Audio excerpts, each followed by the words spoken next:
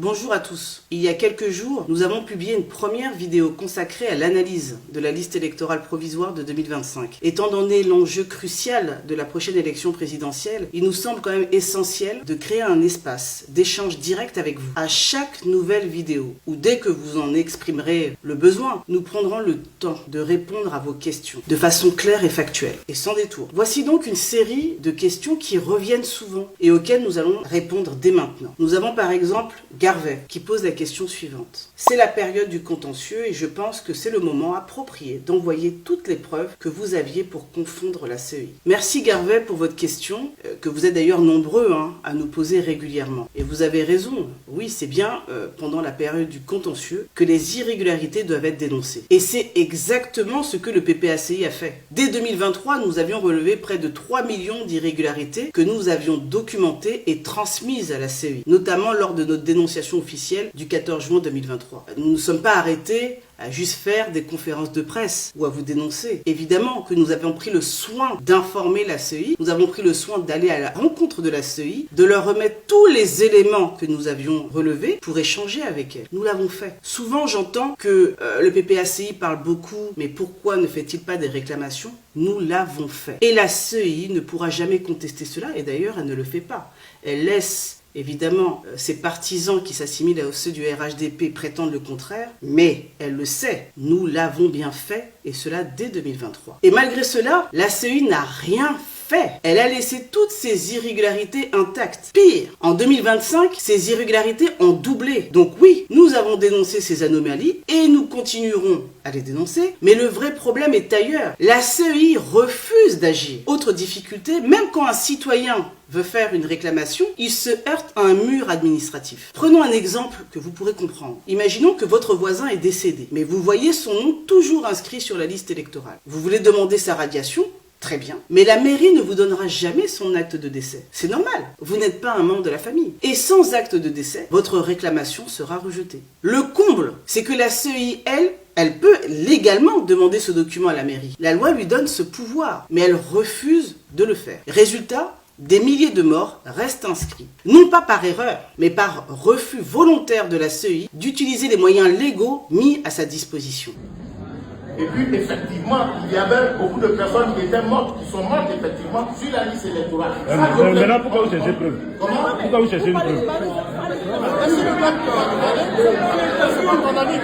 Merci beaucoup. Pire encore, la CEI exige que les citoyens fournissent des preuves que seule l'administration détient tout en refusant d'ouvrir un audit indépendant de son propre fichier. C'est donc un double verrou. On empêche les citoyens d'agir et on refuse de faire le travail que la loi impose. Voilà comment on fabrique un fichier électoral suspect, non fiable et dangereux pour la démocratie. Deuxième question qui nous est posée, pourquoi dit-on que la CEI ne respecte pas l'article 7 du Code électoral? Est-il facultatif ou obligatoire? Alors commençons par le commencement. Que dit exactement l'article 7 du Code électoral? Il précise que la liste électorale doit contenir les éléments suivants, et qui figurent dans le Code électoral. La liste électorale contient les éléments d'identification des électeurs, à savoir le numéro d'ordre, le numéro d'enregistrement unique, nom et prénom, date et lieu de naissance, sexe, profession, domicile, nom et prénom du père, date et lieu de naissance du père, nom et prénom de la mère, date et lieu de naissance de la mère, photo d'identité et enfin empreinte digitale de tous les doigts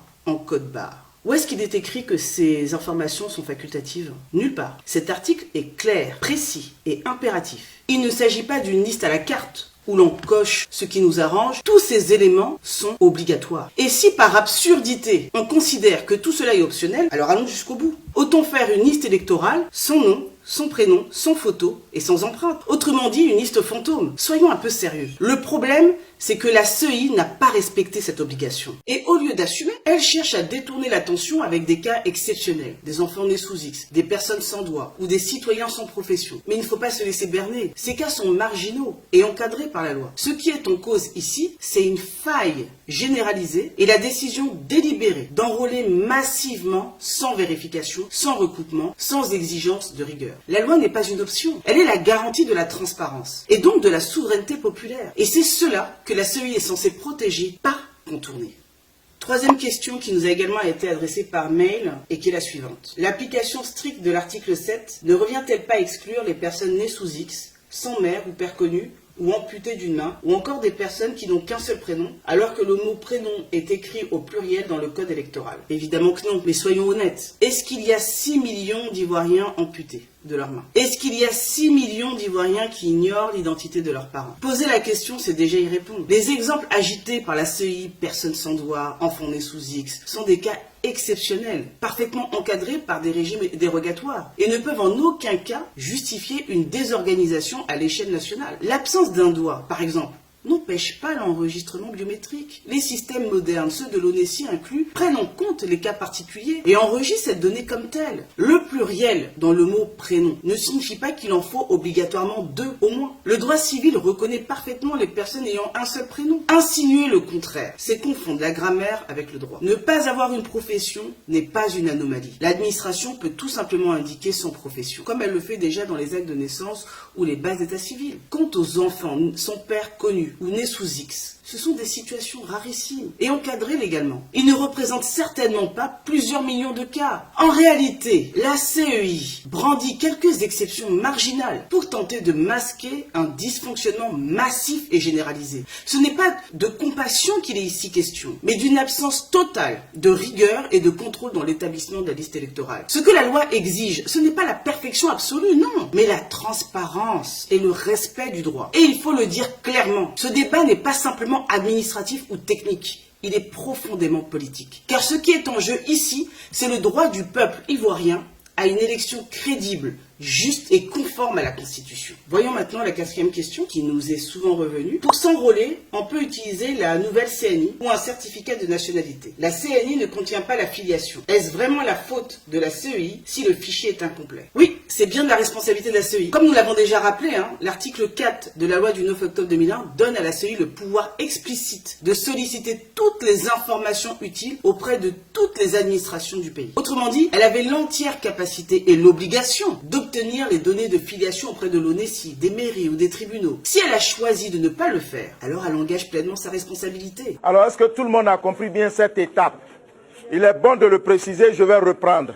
Alors, quand le requérant arrive, en principe, je vous explique, quand le requérant vient avec sa carte nationale d'identité, nouvelle formule, le nom des pères et mères ne sont pas inscrits au dos.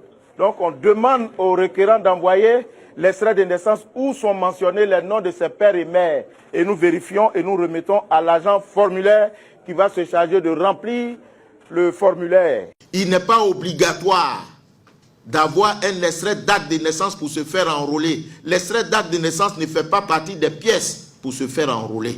Quand le citoyen vient avec sa carte nationale d'identité, il n'est point besoin de lui demander un extrait d'acte de naissance. Le fichier est incomplet, non pas par manque d'informations disponibles, mais parce que la CEI a refusé de faire les vérifications nécessaires alors qu'elle en avait les moyens, le droit et le devoir. Alors bien sûr, vous allez voir, elle brandira sûrement le décret du 5 septembre 2024 qui fixe les modalités de révision de la liste électorale. Elle vous dira que ce décret prévoit qu'un électeur peut s'enrôler avec une CNI en cours de validité, un récépissé d'enrôlement de l'ONESI ou un certificat de nationalité. Elle le fera. Mais ce que la CEI ne vous dira jamais, c'est que ce décret a été élaboré sur sa propre proposition. Oui, c'est la CEI elle-même qui a proposé ce texte. Regardez bien le décret. Il est écrit sur proposition de la CEI. Donc si ce décret est insuffisant pour garantir le respect de l'article 7 du code électoral, la CEI ne peut s'en prendre qu'à elle-même. Et le plus grave, c'est que même avec la nouvelle carte d'identité, la CEI avait un moyen simple d'obtenir la filiation des électeurs. Il lui suffisait de transmettre à l'ONESI le numéro NNI qui figure sur la CNI. En retour, l'ONESI peut fournir la filiation complète du titulaire. C'est un processus normal qui peut être utilisé. Alors la première étape, c'est l'identification. Il faut identifier le citoyen dans un état donné pour qu'il puisse remplir les conditions d'exercice de ses droits dans l'État. Tant que le citoyen n'est pas identifié, il ne peut pas exercer ses droits. D'où la nécessité de l'identifier. Mais là encore, la CEI a préféré ne rien faire. Elle a choisi l'enrôlement à la chaîne, sans croisement, sans contrôle, sans vérification, pour ensuite se cacher derrière des pièces incomplètes qu'elle avait pourtant les moyens de compléter. Et puisque la CEI aime parsemer ses réponses de locution latine, croyons que ça la rend intelligente, en voici une qui va parfaitement. Nemo auditur propriam turpitudinem allegans. Tous les juristes la connaissent. Nul ne peut se prévaloir de sa propre turpitude. En clair, la CEI ne peut pas proposer des règles, les appliquer mal, puis prétendre qu'elles sont à l'origine des dysfonctionnements qu'elle a elle-même provoqués. Voyons maintenant une question qui nous a été posée par Ricky Sanogo. Je le cite: « Je vous remercie pour cette analyse pertinente. Une question subsiste néanmoins. Ces 6 millions d'erreurs d'écriture sur la liste électorale, depuis quand sont-elles présentes ? Or, entre 2011 et aujourd'hui, seulement 3 millions d'électeurs se sont ajoutés à la liste. Pourquoi le PPACI, ex-FPI, alors au pouvoir et majoritaire, n'a-t-il pas engagé de mesures correctives pour résoudre ce problème ? Je serais reconnaissant de votre éclairage sur ce point.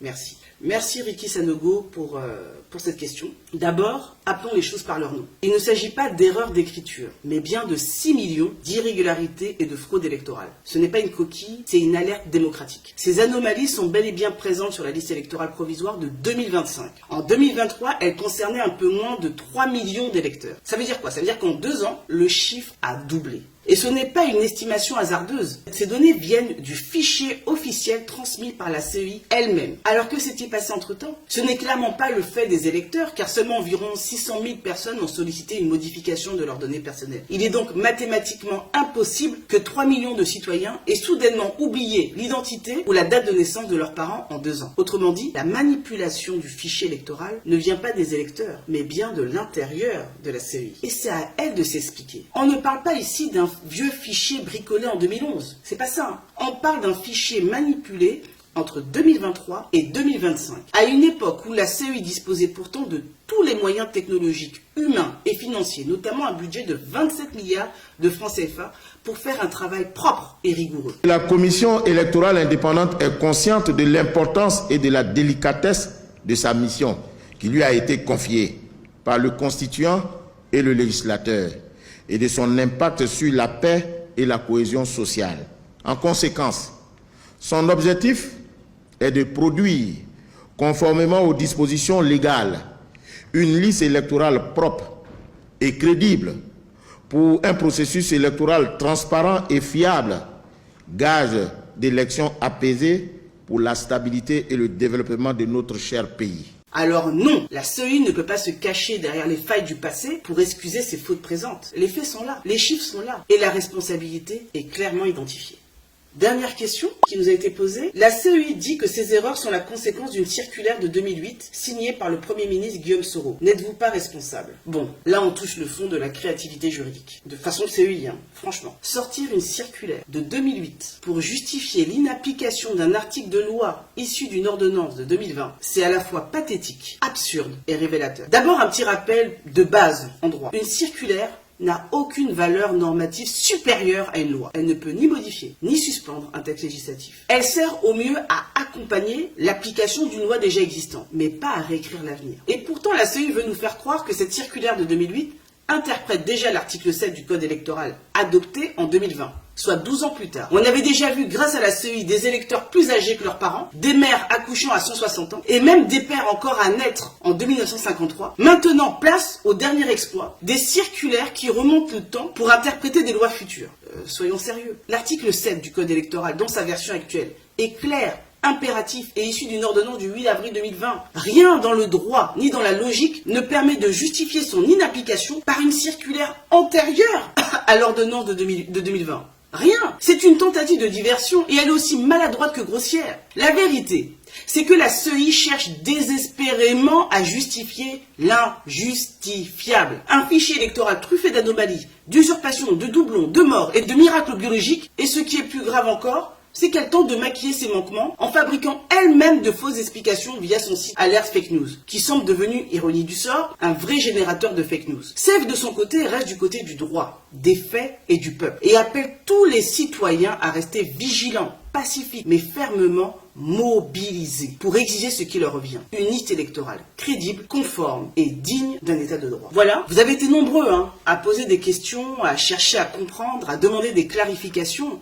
et c'est une excellente chose. Car la démocratie, c'est aussi cela. Comprendre pour pouvoir choisir, s'informer pour pouvoir agir. Nous espérons que ces réponses vous auront permis d'y voir plus clair. Et surtout, de mesurer l'enjeu immense que représente l'assainissement de notre liste électorale. Ce combat n'est pas celui d'un parti politique, c'est celui de tous les citoyens qui veulent une élection transparente, crédible et juste. Et ce combat, il ne se mène pas seulement sur les réseaux, il se mène dans les commissions locales, dans les réclamations, dans la vigilance quotidienne. Alors restons mobilisés, solidaires et déterminés. Parce que le vote du peuple ne se marchande pas, ne se trafique pas, ne se vole pas. À très bientôt pour d'autres réponses, d'autres vidéos et surtout d'autres actions. Le combat continue ensemble.